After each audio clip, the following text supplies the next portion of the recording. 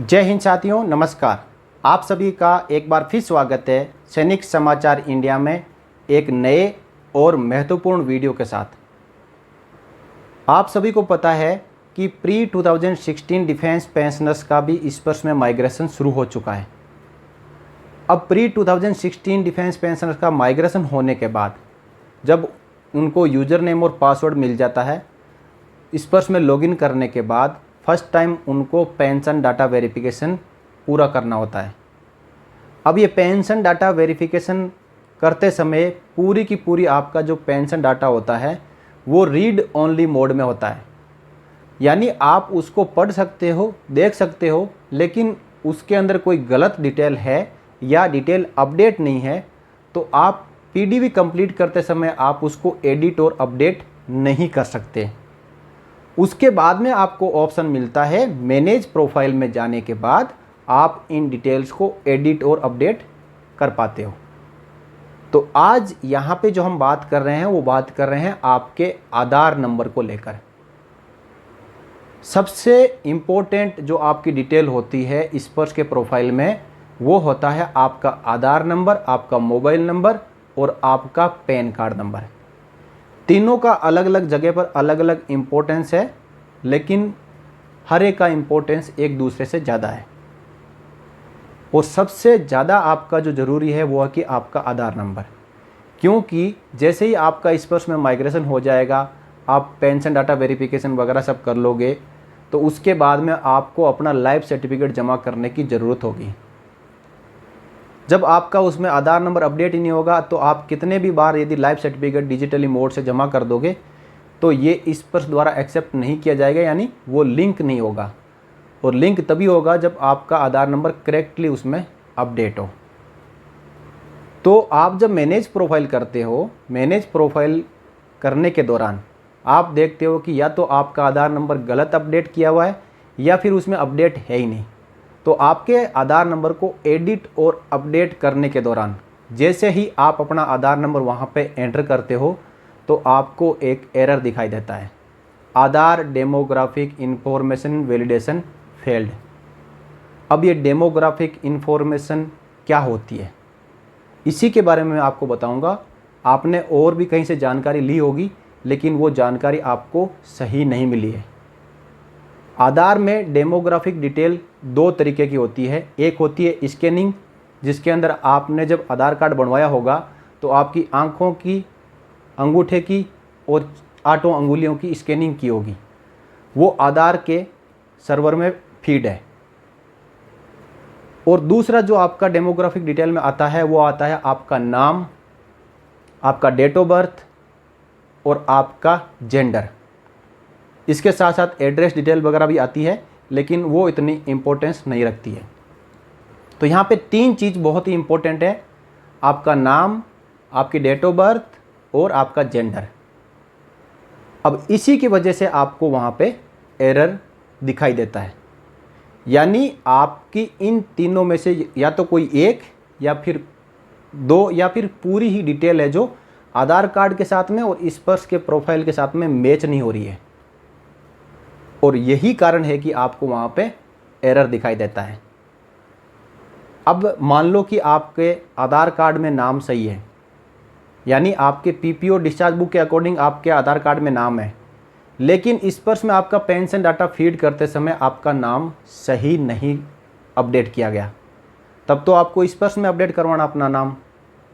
यदि इस purse profile में आपका नाम सही है लेकिन आपके आधार कार्ड के अंदर आपका नाम सही नहीं है, जैसे राजकुमार यादव है, तो आपके पेंशन डाटा में राजकुमार यादव पूरा लिखा हुआ है, लेकिन आपके आधार कार्ड में आर के यादव लिखा हुआ है, तो आपको पूरा सही करवाना पड़ेगा, राजकुमार यादव लिखवाना पड़ेगा। अब आप एग्जाम्पल से समझ गए होंगे कि आपका नाम इस पर्स के प्रोफाइल में और आपके आधार कार्ड में मैच करना चाहिए, तब आधार में जो नाम की एरर है वो नहीं आएगी। लेकिन इसके बाद आपने देखना है दोनों में date of birth, pension data जो इस पर्स में अपडेट किया हुआ है और आधार कार्ड में, दोनों में डेट ऑफ बर्थ सेम होना चाहिए। अब कई आधार कार्ड ऐसे हैं जिनके ऊपर पूरा कंप्लीट डेट ऑफ बर्थ नहीं लिखा हुआ है, यानी डेट और मंथ नहीं लिखा हुआ है, केवल ईयर लिखा हुआ है 1974। उसके लिए क्या किया जाए? हालांकि आपका जब आधार कार्ड बनाया होगा तो उसके अंदर complete date of birth feed की होगी, तो आपको ये जानकारी पहले लेनी है कि आपके आधार कार्ड के ऊपर यदि केवल ईयर लिखा हुआ है तो उसके अंदर डेट और मंथ क्या लिखा हुआ है। आप खुद भी आधार UIDAI की वेबसाइट पे जाके आप चेक कर सकते हो, नहीं तो आप नज़दीक के आधार सेंटर में जाके वहाँ आप पता कर सकते हो कि आपकी जो डेट ऑफ बर्थ आधार में अपडेट है वो क्या है। यदि कंप्लीट डेट ऑफ बर्थ आपके आधार कार्ड के ऊपर लिखी हुई है तब तो कोई प्रॉब्लम नहीं, लेकिन केवल ईयर लिखा हुआ है तो आपको जाके पता करना पड़ेगा। अब यदि दोनों डेट ऑफ बर्थ मैच कर रही है, स्पर्श वाली और आधार कार्ड वाली, तब तो ठीक है, और नहीं मैच कर रही है तो जो सही है उसके अकॉर्डिंग आपको दूसरे में चेंज करवानी है। यानी आधार कार्ड में सही है तो स्पर्श में सही करवानी है, और स्पर्श में सही है तो आधार कार्ड में सही करवानी है। तीसरी आती है आपकी जेंडर। हालांकि जेंडर सभी का सही अपडेट किया जाता है, लेकिन माइनर कहीं पे गलती हो जाती है। 0.001% किसी का जेंडर गलत अपडेट यदि कर दिया जाता है तो आपको स्पर्श में चेक कर लेना कि आपका जेंडर क्या अपडेट किया हुआ है। आपको अपना जेंडर वहाँ पे यदि गलत अपडेट किया हुआ मिलता है तो आपको स्पर्श के प्रोफाइल में जाके आपके जेंडर को अपडेट कर लेना है। अब साथियों, आपको ये जो चीज़ है वो आधार केंद्र पर जाके वहाँ से आपको अपना जेंडर भी देखना है कि कहीं आधार में आपका जेंडर गलत तो फीड नहीं किया हुआ है। स्पर्श में आपका सही है, लेकिन आपको आधार में भी ये डेमोग्राफिक डिटेल चेक करनी पड़ेगी। तो सबसे बेस्ट आपका यही है कि यदि आपको भी ये डेमोग्राफिक वैलिडेशन फेल्ड करके एरर आ रहा है तो आप या तो UIDAI की वेबसाइट पे जाके पूरा डेमोग्राफिक डिटेल को देख लें। आप वहाँ जाओगे, अपना आधार नंबर डालोगे, एक OTP आएगा, वो OTP डालने के बाद आपको लॉगिन होने के बाद आधार में आप लॉगिन हो जाओगे तो आपको कंप्लीट डेमोग्राफिक डिटेल दिखाई देगी। क्योंकि आधार कार्ड के ऊपर तो आपका जेंडर छपा नहीं रहता है या आपकी कंप्लीट डेट ऑफ बर्थ नहीं छपी हुई रहती है, तो आप उसमें लॉगिन करने के बाद ही पता कर पाओगे। तो दोनों चीज़ों को आप टैली कर लें, मैच कर लें, और जो गलत है उसको अपडेट करवा लें। अब साथियों, यदि आपको आधार कार्ड में कोई डिटेल अपडेट करवानी है अकॉर्डिंग टू द आपकी डिस्चार्ज बुक, PPO और स्पर्श के प्रोफाइल, तो आप आधार केंद्र में जाएं। वहाँ पे जो आपके मिलिट्री रिलेटेड डॉक्यूमेंट है, discharge book, PPO, pan card, जो अदर डिटेल जो भी है, वहाँ पे लेके जाएं आधार केंद्र में, और जो आपको डिटेल अपडेट करवानी है वहाँ पे आप अपडेट करवा लें। आपको वहाँ पे नया एनरोलमेंट नंबर एक मिल जाएगा जिससे आप ट्रैक कर सकते हो, और ये जो डिटेल आप अपडेट करवाओगे वो 3 दिन, मिनिमम 3 दिन और मैक्सिमम 7 दिन के अंदर अंदर अपडेट हो जाएगी।